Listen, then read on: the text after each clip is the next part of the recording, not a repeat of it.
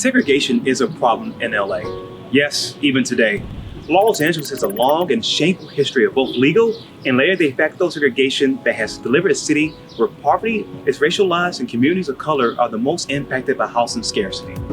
And in light of how deep that housing crisis is in LA, the cost of that legacy for Black and Latino Angelenos is high.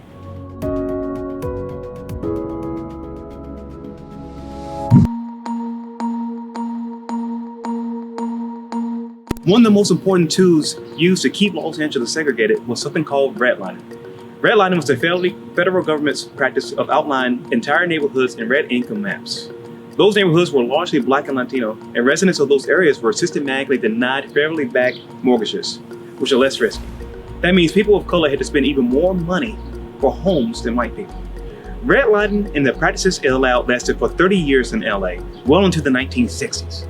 But the end of the official redlining did not put an end to segregation. Wealth disparities that still favor white Angelenos mean that Black and Latino Angelenos are better able to afford apartments rather than detached houses. With about half of the city exclusively zoned for single-family housing and strong opposition for residents of those areas to build multi-family housing, this effectively allows segregation to continue. Residents who promote the continuation of these exclusionary policies and oppose new apartment buildings say they want to preserve neighborhood character, a term with racist connotation in predominantly white neighborhoods with single-family zoning. Over generations, the lack of wealth that home ownership facilitates and the racial wealth gap have left Black and Latino individuals and families at a serious disadvantage in housing. In the areas where many have been able to secure housing, face lower access to healthcare, good schools, healthy food options, and they have higher amounts of air pollution, amongst other issues. People of color are also overrepresented amongst the 60,000 plus unhoused people in LA County.